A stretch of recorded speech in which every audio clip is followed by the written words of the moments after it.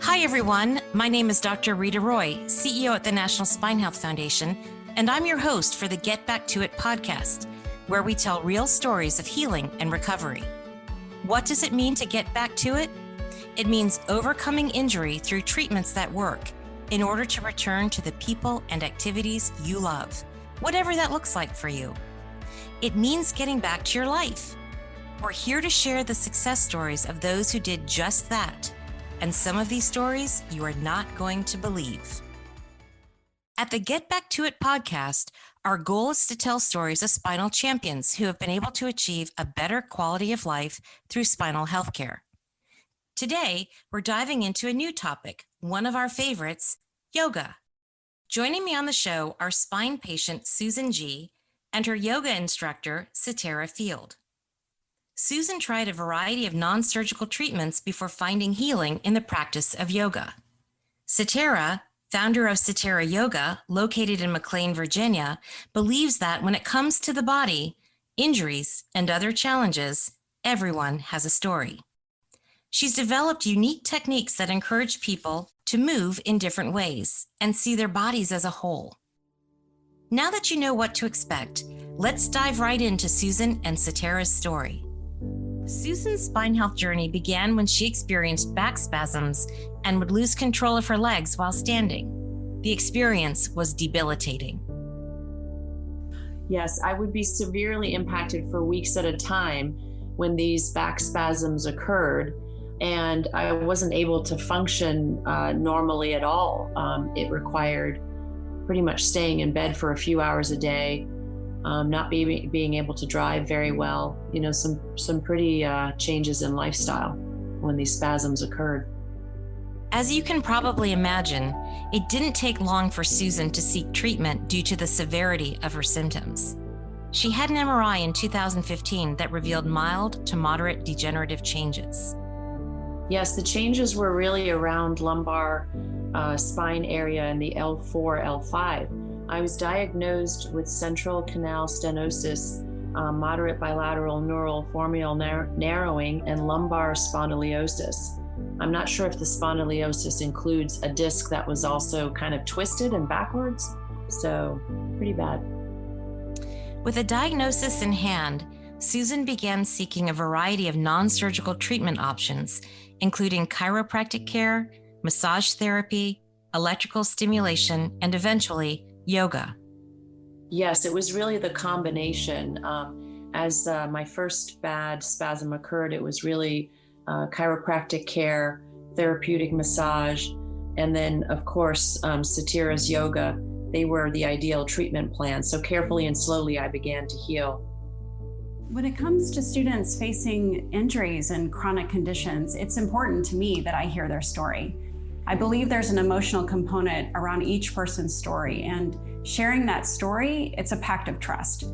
I listened to Susan's story when she began attending my classes not long after her diagnosis. While these methods worked well for Susan, spinal care is never a one-size-fits-all solution. Susan recommends seeking a professional first for formal diagnosis and direction in seeking treatment. Yes, I tried a variety of methods together, and the most important thing for me, though, I realized was to get a baseline, to work with a surgeon's office or an orthopedic office where I could get my x-rays, my CT scans, so I had a basis of what I was dealing with. SyteraYoga was a key player in helping Susan get her life back. Sytera herself has a story of healing and recovery that inspired her practice and teaching of yoga. Yeah, prior to practicing yoga, I had an accident. I broke both bones in my lower right leg after falling off a small cliff. It was pretty dramatic. I was in a wheelchair for a bit, and I had lots of recovery time, as you could imagine. And I needed a bridge from that physical therapy back to my daily life, and yoga was that bridge for me. Sytera's journey to healing meant that she needed to come to terms with her body in the state that it was in. Rather than solely focusing on physical milestones such as, quote, perfect alignment, she started thinking in terms of good relationships. Instead of following a textbook in terms of alignment, I would focus instead on the relationships. And for instance, the relationships between my hips and my shoulders, my feet and my head, the right and the left side, and etc. And of course, this helped me see my body as a whole and ultimately helped me to heal. Now I get to help others see their bodies in this way, and it helps them to heal as well. Sytera makes sure to help students be aware of their limitations, but still believes that yoga can be available to everyone. It's important to note, I think, that every yoga pose is not for every person at every point in time. Most likely, however, you will be able to find the muscles required to access that pose. So even if you don't get into the full expression of the yoga pose, you're still getting the benefit from the pose. Don't do yoga just to glorify the pose. Rather, do the pose to get a clear picture of where your body is in terms of strength and mobility. Susan and Sytera, you both have such inspiring stories. I love how you both emphasize the importance of slow and intentional steps when it comes to the healing of your bodies. You took action and didn't allow yourselves to be paralyzed by fear, but you were also kind to yourselves in the process. I'd love to hear from both of you on how you think this mindset of grace and intentionality has impacted your outcomes. Sytera, you are getting ready to start a spinal series in your yoga practice. Right. Can you tell me about that, and tell me about sort of, the mindset that you encourage people to come into when they come into your practice? For sure. So, going back to the idea of having, of sort of observing the relationships going on in your body, right? So of course there's that mind body component, which we all, hear of, but we don't really quite know how it, what it means, in your daily life. And so what I have come to believe and help other people discover is that there is this relationship that you have toward your body in terms of healing, on a healing path or not. And what I mean by that is when you can see your body not as an enemy preventing you from achieving your goal, right? That goal would probably be, having a completely pain-free existence and doing all the things you want to do. And if you can see your body not as a barrier to that, like an enemy preventing you from achieving that, but instead see it as like a partner, right? Like I sometimes, if my body's, if I'm having trouble in certain areas, I think like, oh, what would I do for a friend who's also having trouble in their life? I would be there for them. I would work with them. I would certainly not be working against them. And so that's the idea is that, your body and your mind, really want the same things. You want to be fully capable. You want to be fully, mobile and strong and healthy and feeling good. And so when you can approach your body in that way, then a lot of things that seemed kind of insurmountable at first, you can start to see how there's little steps that you can take to, on that journey. Yeah, that's amazing. I love that you describe it as a journey because it is a journey. And, some doctors will say, well, life is a degenerative process. It's just this journey, into degeneration. But the fact is that we do have to care for our bodies as we age and as we go through time, and the spine does degenerate, over time. And so finding a way to stay strong, to prevent injury, or to treat, a condition through proper movement and proper technique really can extend your life and enable you to do things that you want to do.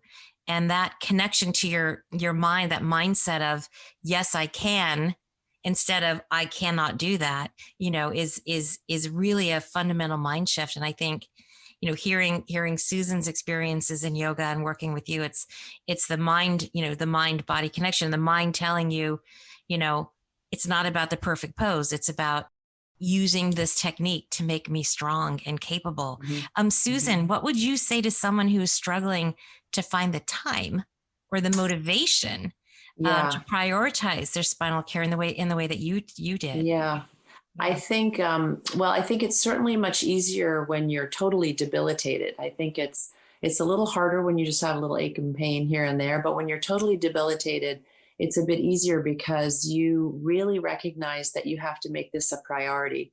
And I know we always talk about everything in life. There are so many things that we'd like to prioritize, but if you don't have your body, you can't physically do what you want to do, the activities of daily living, you really, it really impacts your life. So for me, it was basically putting a yellow sticky on my mirror in my bathroom to say, body first. So you have to put a lot of things aside and just give it the time that you need in terms of your activities. You may have to cut back on certain parts of the job that you'd like to do, or certain career moves you'd like to make, or certain volunteer jobs you'd like to do. You just really have to make the time for it. Yeah, I love that, Susan, the sticky notes or reminders, or, set little alarms. And one of the things, Susan, that you told me about were these sort of 15 minutes for 15-day challenges that Sytera had created for folks. And that's always a good thing, as if you're kicking off a new resolution or a new goal setting moment in your time, setting some new goals for yourself. The time commitment doesn't have to be enormous. And I think, I think you've seen that, Susan, and Sytera, you've been very successful in creating these, sort of 15 minutes a day, just a few, key movements, or a few key, I don't want to say stretches, maybe poses. I'm not sure what the right lingo is. Stretches, yeah. Just a few key stretches. Tell me how you came up with that approach, Sytera. Yeah. So I think what I found after, working in this field for decades is that a lot of people kind of hold yoga up on a pedestal, or kind of hold, this goal of like achieving this, they make it sort of like, I do too, of course, make it sort of such a big thing to chew that it seems like, how could I even get there? So why bother? Right. And so the idea of 15 minutes for 15 days, it almost sounds like it's too good to be true. Right. But it really is the idea of like training your body. So what we tend to think about when we talk about training the body is that there's, we tend to think, okay, if I'm training for a marathon or for a 5K or whatever it is, that's training your body. But what people don't understand, and what took me a long time to understand, is what I do with my body on a regular basis. That's really what's training your body. So most of us have trained our bodies to sit really well, or to, do maybe, that elliptical move, or, whatever, forward and back kind of thing. But there's a whole range of movements that we just don't do anymore. I mean, like, you see kids exploring, the world with their bodies in all these different ways. And we just don't do that anymore, right? Like, who has the time for, to spin around the room? You know what I mean? Yeah. So it's the idea of like, how do you incorporate complementary moves into your daily life? Like, very easy way to do it is to just set aside 15 minutes of your day to incorporate the different kind of moves. And that little bit of time will offset like hours worth of sitting, right? Mm-hmm. So it's just finding like, what is it that works for you? And of course, like, I use what I incorporate in my 15 minutes for 15 days is, myofascial release work, right? With the little balls. And so the myofascial release actually gives people that immediate feedback that they can feel like something just happened, and then they're ready to stick with it. Because when you can feel the results of your efforts, like right away, like you're like, oh, this really is working, I'll keep going. And so it's those little things that like really do help, that greater mindset toward, getting healthy and strong. Yeah. I love how you say that when you do, it doesn't take a big action to get a big result. And so when people see results, when they're feeling better, and it wasn't hard or scary, and it didn't take all day, then that's very encouraging, right? I think that's the encouraging thing. And I just love that idea of 15 minutes a day. It's just, everybody has 15 minutes to do this. Right. And what a big impact that can make, on the rest of your day. Yes. And so I love that. You mentioned a word, Sytera, myofascial release. Mm-hmm. Can you tell us what that means? Sure. So your body has connective tissue in it from the cellular level to your organs, your bones, your muscles, everything. So this connective tissue is, you can think of it like as a 3D spider web in your body. So that's why, sometimes if you've ever been to physical therapy for like, say, a knee problem, sometimes that physical therapist won't touch your knee. They'll simply work on your hip. Why is that? It's because everything is connected via this, this connective tissue. So the myofascial release work, and you get that in your yoga practice. You're getting the myofascial stretching, you're getting the load bearing so that you have that, both the stretch and the strengthening happening.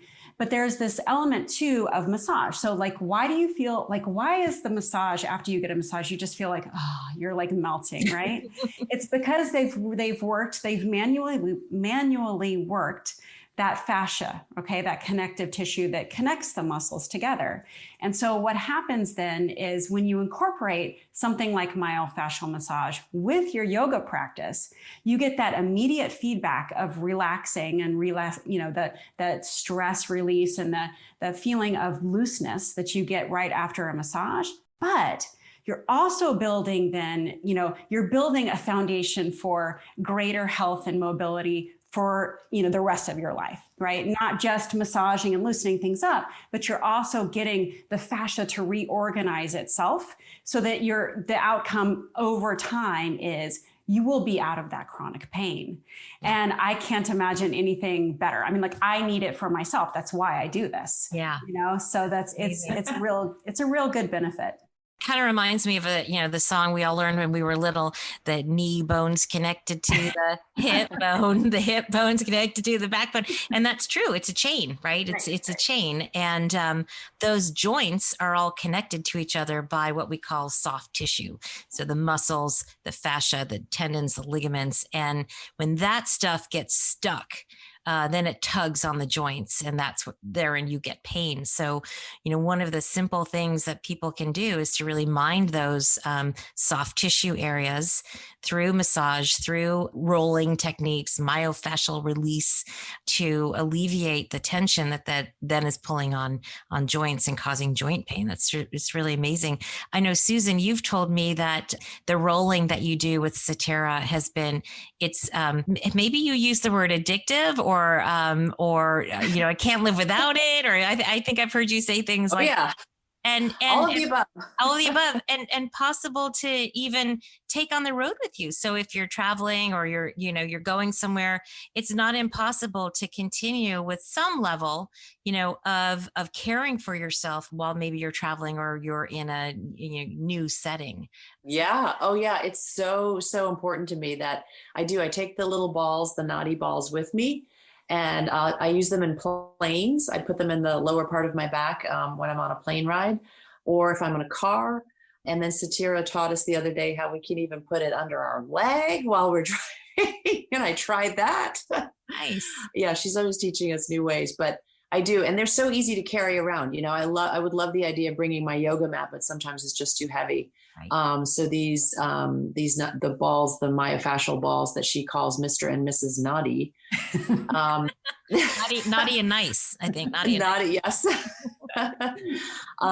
They come with me now wherever I go, because it's just as Sytera said, once you get to understand your body and you get to understand the different yoga moves and all of that, you can just do them every day for just 15 minutes, when you're traveling, even if you don't have a whole hour to take to do some yoga. Yeah, that's amazing. Yeah. One of the things that we do in the foundation is we try to put useful information out into, bite-sized nuggets that people can easily consume. And one of our most highly viewed and highly utilized pieces of information that we've produced in the last year is this infographic where we say, easy yoga poses for back pain. And it's like, what is it? It's four stretches that you can do every day to alleviate back pain. And, there's just such a huge need and desire out there to learn these simple techniques that you can do at home, if you're traveling, or even, at work. There are ways you can incorporate these in to alleviate back pain and feel better. And And why does that matter? Well, it matters for obvious reasons. But one thing that people don't realize is that 100 million Americans are affected by neck and back conditions every year. Low back pain is the number one reason why people miss work every year, more so than the common cold. I mean, we're in the COVID pandemic right now, so maybe the common cold isn't really around, but back pain is around for sure, and continues to be a major economic impact to workers in the United States. So addressing the challenge of keeping your back feeling good and being healthy has implications for us personally, but also for our country and our wider social and economic impact. It's pretty astounding. I think we'll have to invite Sytera to come and do some myofascial demonstrations for us on our media platform, Sytera. It sounds like that's something, and definitely we will have in our future, I hope. Oh, I love that. Yes. Susan, one of the things that we say in the foundation is that, the journey to spinal healthcare is not one that can be made alone. And the Spine Health Foundation is here to help people. And we talk about it as a journey, right? So, if you go to see a doctor, they make a diagnosis, they may, perform a treatment. And so the healthcare system has kind of done its part. And now you've got to do your part, right? So it's an ongoing maintenance thing, right? So it's not a one and done situation where you have a condition, you get the diagnosis, you've got some treatment, and then it's done. That's not how our bodies work.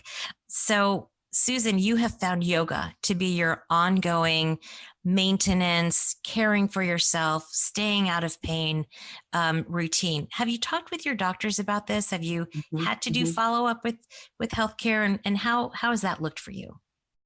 Well, it's not, I would say that I have followed up with one or two of my doctors, and I have informed them, when they saw me after my initial spasms 8 years ago, when they asked, should we try some steroids or something like that, because it wasn't bad enough to look at surgery. I did eventually, I guess it was after a few years, have a revisit, and I did tell them how incredible the yoga was for me, and the mindfulness of yoga in terms of teaching you how to teach your own body to relax. Because I think a part of back pain is also understanding that your stress, we put stress into different parts of our body. So I did explain that I was seeing a specialist for my hip and for my back, because I also have hip issues. Not uncommon for back. Yeah. Back is connected to hip. So I really haven't, I must say, in the last few years, I really haven't seen anyone in the last 4 years, but I think I'm due for a checkup. So I think that's amazing that in 4 years you haven't needed to see a doctor for your back pain. That's what we're talking about here. I mean, that's the success. That's the overcome. That's what makes you a spinal champion. You have found a treatment that works for you, and it's the yoga, and it's awesome. That's fantastic. Sytera, many doctors in the spine health field advise their patients to do core strengthening and core training. And they say, find a yoga program or find a Pilates program so that you keep your cores strong, and that supports your back. I'd love to share with our listeners some advice you have on how folks can find the right yoga practice for them. You are located in McLean, Virginia, but not everybody listening here is local to the Washington, D.C. metro area. So how can you help people that are in other parts of the country understand what to look for, in finding a good yoga studio, particularly if they're experiencing back or neck pain? How do they know that they're in a place that's right for them? That's a really good question. And there's I would say, sort of multi layers to it. So first of all, luckily, one of the good things is about the day and age that we're in, there's a lot of stuff that's, on Zoom and virtual. And so you can tune in, even though you're not local to, our studio at SyteraYoga, and work with the naughty balls and the amazing release work that you do, that 15 minutes for 15 days, which is fantastic, right? But, to just sort of like start, blindly. So, okay, like you said before, you kind of went through the process of like working, if you have some kind of chronic injury or issue, you go to your doctor says, well, it's not bad enough for surgery. We could do, shots or something like that. But, and then what, right? Then what do you do? There should be, some kind of bridge. And oftentimes physical therapy is sort of the beginning of that bridge. But then the yoga, of course, is a really good way to, kind of implement some of that stretching, strengthening, the things that you were just talking about, especially for core. But one of the things that you were talking about with Susan just a second ago that I think is particularly important when it comes to talking about yoga and finding a yoga studio and a yoga teacher who's experienced is that most of the time, the issue with why you really can feel like you can never get past that chronic pain that you're experiencing. A lot of it is exactly what Susan was just saying, that like, how do you relax? So I have people that come to my class. I never say the word relax. You're in a yoga class and I don't tell you to relax. You want to know why? You don't know how to relax. That's why you're there. And what I'm talking about, not necessarily like chilling out on your couch, but how do you actually physically relax in your body? And the reason why it's so hard for us, those of us that have had some kind of injury or major chronic issue in the body, is because oftentimes our mind is telling us we need to protect that area of the body. And that's not wrong. That's your body and your mind really trying to do what it can to help you get better. The problem is we don't then have a moment where the body then says, okay, I'm done with that. I'm ready for the next thing. You have to basically train your body again how to relax for full movement.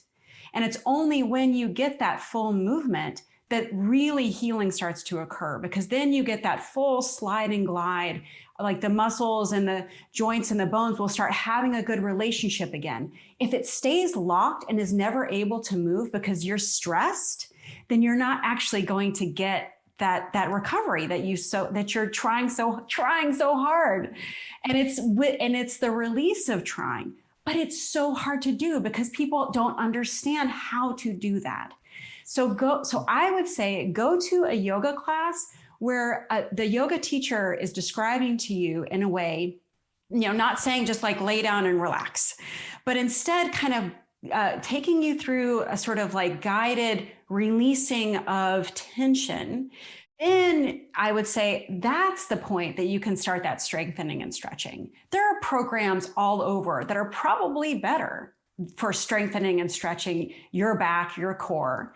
But the yoga has this element of, what do I need to be working when? And how much effort should I be putting in? And how do I find balance? And so that's really the magic about like yoga in terms of why it helps us feel better and why it's accessible to everybody when you understand how to take the time to uncover those layers. Yeah, that's so beautifully stated. And I'm just imagining, sort of that myofascial release that you talk about, and, the muscles and the connective tissue gliding, hydration is important, and that gliding, action happens, and the muscles are being oxygenated and things are flowing. The movement is good. And it's all just gentle and so important to have those actions happen to protect your spine and strengthen your spine.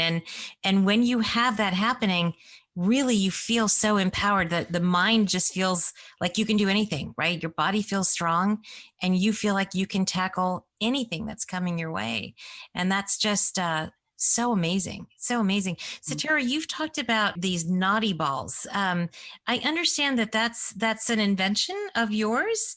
Can you tell me a little bit about what brought you to that invention, and just a little description of what those naughty balls are? And then we are going to get you on our platform demonstrating this. Awesome. I'd love that. Yeah. So I didn't invent it in the sense of, there's myofascial release tools out there that have been around for a long time. I just created a product that's actually feels good to use. So people will use it on a more regular basis.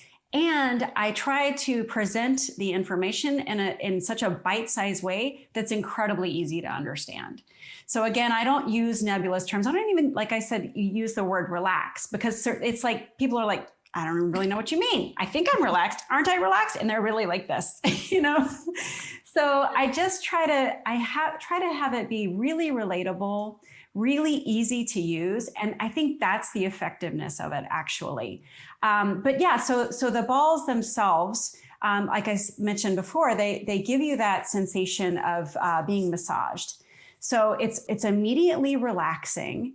And then you get to that baseline of, now that your pelvis is relaxed, or whatever area that you happen to be working on, then you can start to stretch and strengthen.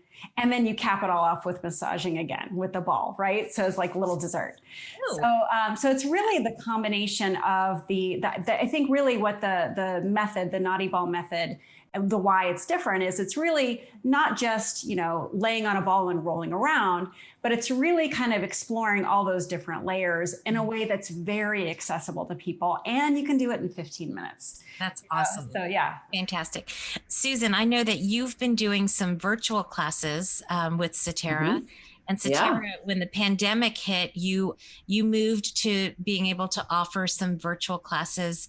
Can you both talk to me about what that's like for somebody who maybe, is hearing what we're saying and getting excited about, doing a yoga class, but maybe doesn't know how to do that, through the internet, or is maybe afraid to do that? Like, don't I need to be in a class? Don't I need an instructor to, sort of make corrections on me so I don't hurt myself while I'm trying to make myself feel better? If you could both talk about what that experience has been like. And Susan, you've been going to Sytera for years now, so maybe making that transition to digital classes maybe wasn't so hard, but there are advantages also by having the digital classes. So that's been, I think, a surprise outcome of the pandemic. Oh, being able to go digital with Sytera's classes really was a lifesaver.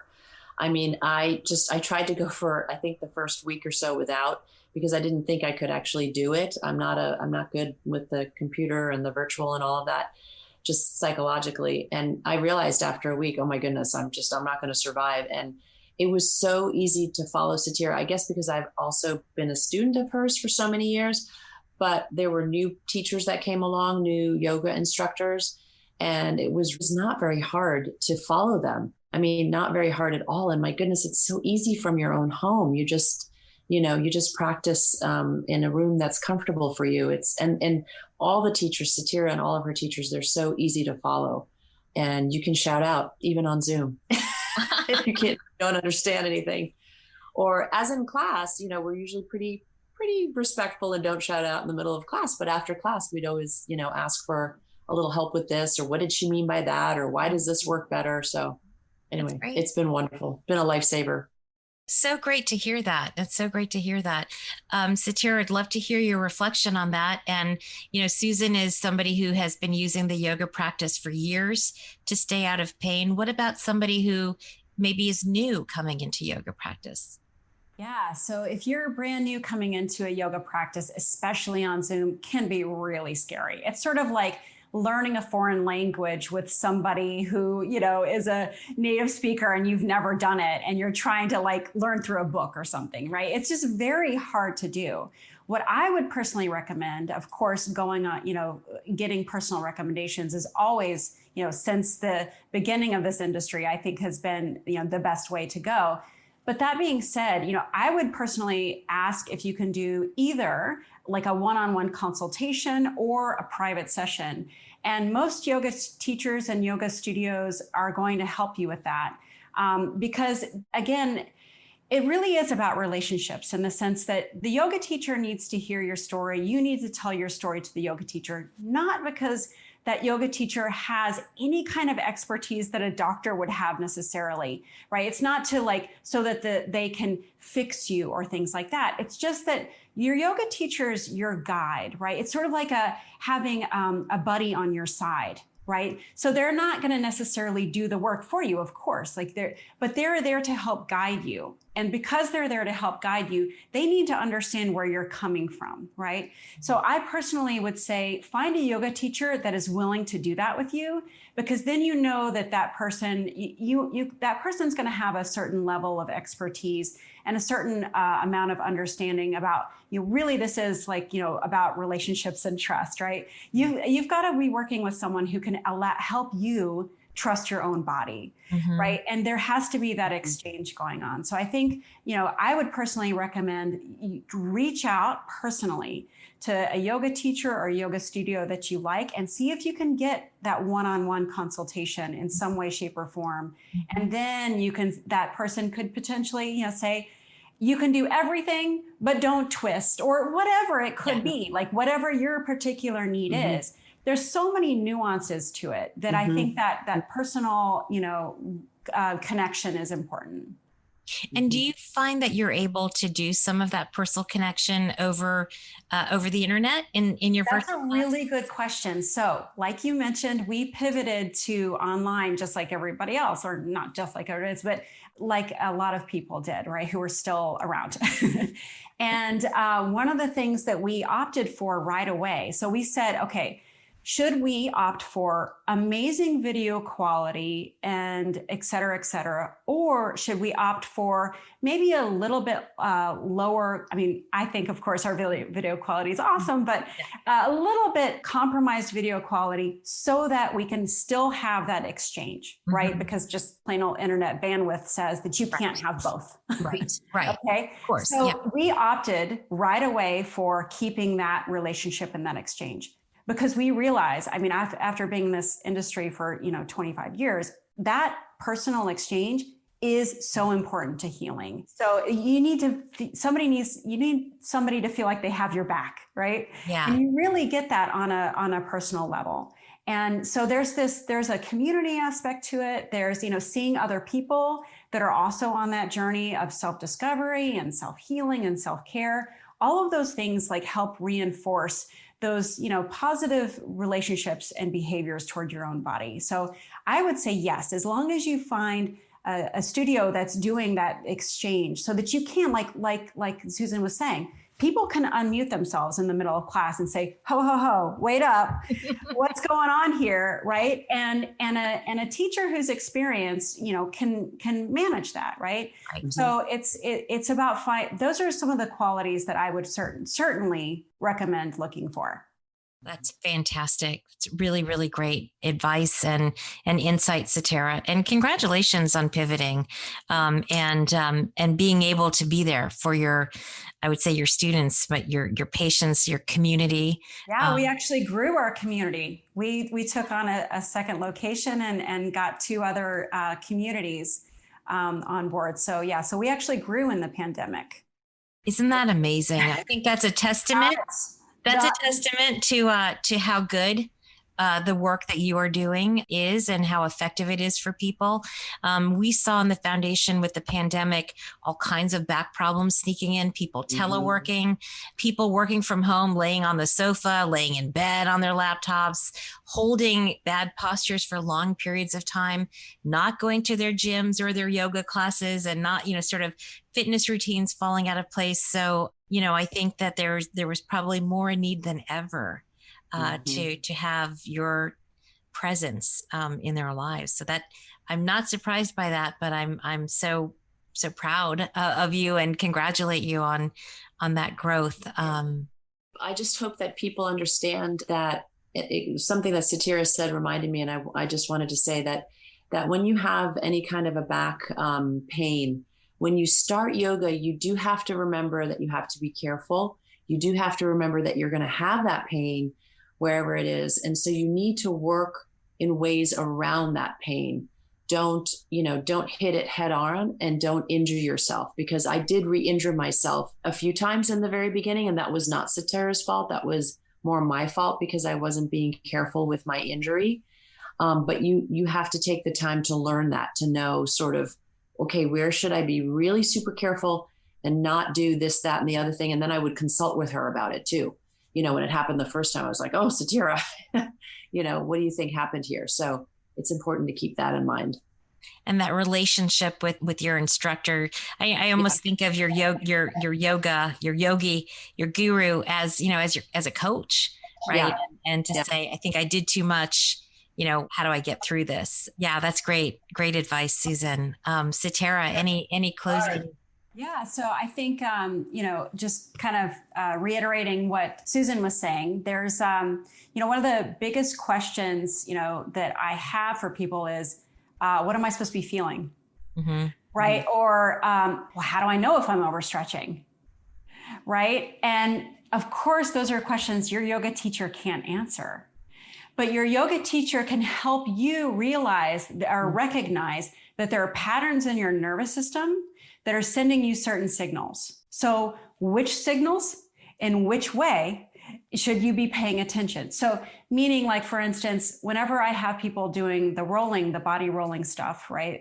Getting on a ball and putting it in an area, if there's an area of particular tension and you feel like you're gonna wince, and you feel that retraction of your nervous system and that feeling of pulling away, then that's your body telling you something really important. That's your body telling you you've hit a spot that needs to be left alone for the moment. So my favorite thing to tell people is you can, and Susan will know, I always come up with silly little yoga puns, right?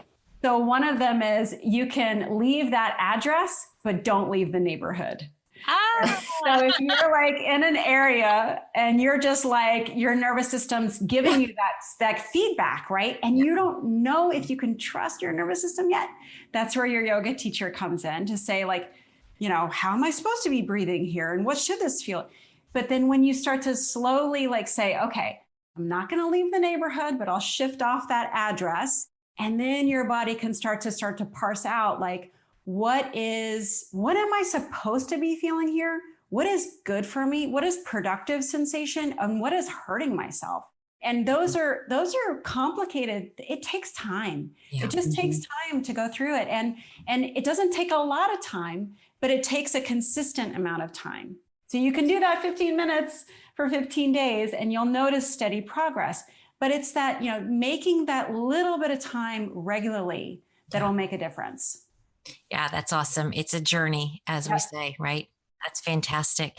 Well, Susan and Sytera, it was an absolute pleasure having this conversation with the two of you. It's impactful when stories like yours are shared because it tells others out there that there is life beyond challenging diagnoses and injuries. I think you two are shining examples of just that. Thank you so much for your time. And I look forward to hearing from you again soon. Thank you. Thank you so much. Thank you. Thank you. At the National Spine Health Foundation, something we believe in most is providing hope for recovery through sharing stories of success and expertise. It isn't always easy to find someone to relate to, even though 100 million adults suffer from neck or low back pain each year. To hear more stories of spinal champions and access educational materials about spine health, visit us at spinehealth.org. If you're interested in supporting our show financially, you can contribute at the link provided. Thank you for listening. The information and views expressed in the Get Back to It podcast are intended for informational purposes and should not be used as a substitute for professional medical advice or to replace the services of trained healthcare providers. To view the National Spine Health Foundation's full disclaimer, visit spinehealth.org.